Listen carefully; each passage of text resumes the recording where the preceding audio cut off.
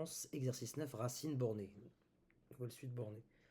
On a un défini par u0 égale à 9, et pour tout n appartenant à grand n, ensemble des antinaturels, un plus 1 est une relation de récurrence qui nous donne un plus 1 égale à racine de un. Montrer par récurrence que un est strictement décroissante. Donc là, il y a aussi le caractère décroissant. Comment on va montrer cela? On va d'abord écrire la proposition qui dépend de n, et on va tâcher de on va l'écrire mathématiquement, disons-le comme ça, et derrière, on va le démontrer. Qu'est-ce que ça signifie que un est strictement décroissante? Ça signifie que pour tout n appartenant au naturel, un plus 1 est strictement plus petit ou inférieur, strictement inférieur à un. Donc voilà ce qu'on doit démontrer, nous, par récurrence. On va le faire de suite, ici. Étape 1, l'amorce. En termes d'amorce, je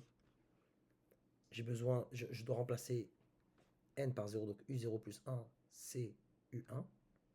J'ai u1 d'une part qui est égal, donc voilà, vous le faire apparaître, c'est u0 plus 1 qui est égal à u1, qui vaut racine de u0. J'utilise cette relation de récurrence, qui me donne racine de 9, qui vaut 3. Et u0 vaut 9, donc j'ai bien u1 qui est strictement inférieur à u0. Donc, P0, la proposition au rang 0, est vraie. Voilà pour mon initialisation ou mon amorce. Appelez-la comme vous voulez. Passons maintenant à l'hérédité. Hérédité. On va commencer par supposer pour un n fixé, donc soit n appartenant à n fixé, tel que Pn est vrai. Tel que Pn est vrai. C'est-à-dire, deux points, que un plus 1, voilà notre Pn, un plus 1 est strictement inférieur à un.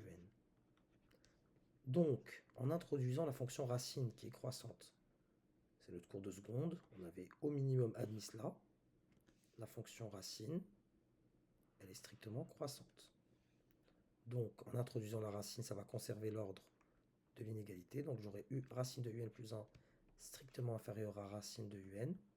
Autrement dit, un plus 2 strictement inférieur à un plus 1.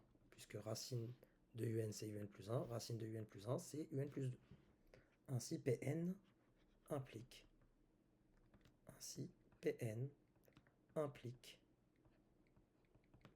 Pn plus 1. Et la conclusion, elle est immédiate. Pour tout n, un est strictement décroissante.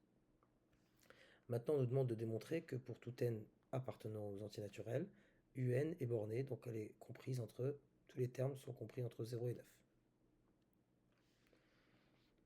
On procède de la même façon, on considérera ça comme étant notre proposition Pn.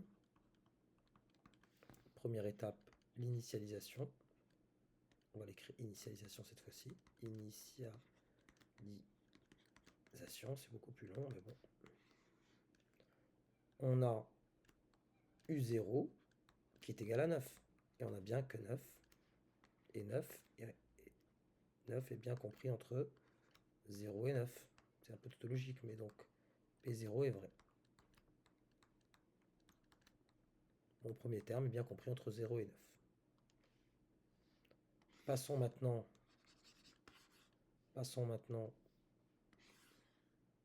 à l'hérédité.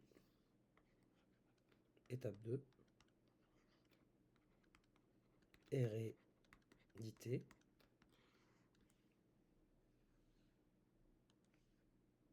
Je reprends ce que j'ai écrit là. Voilà. Soit n fixé tel que... Mais là, cette fois-ci, mon hypothèse de récurrence, c'est-à-dire quoi?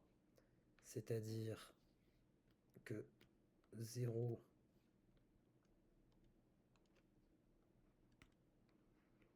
est inférieur ou égal à un qui est inférieur ou égal à 9.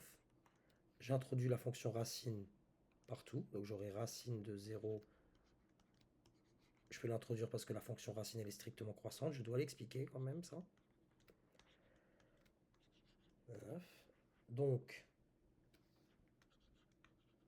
j'aurai 0 inférieur ou égal à un plus 1, parce que racine de un égale à un plus 1, à 3, et si je suis plus petit que 3, je suis forcément plus petit que 9. Donc Pn implique Pn plus 1. Implique Pn plus 1. Donc pour tout n, cette inégalité est vraie.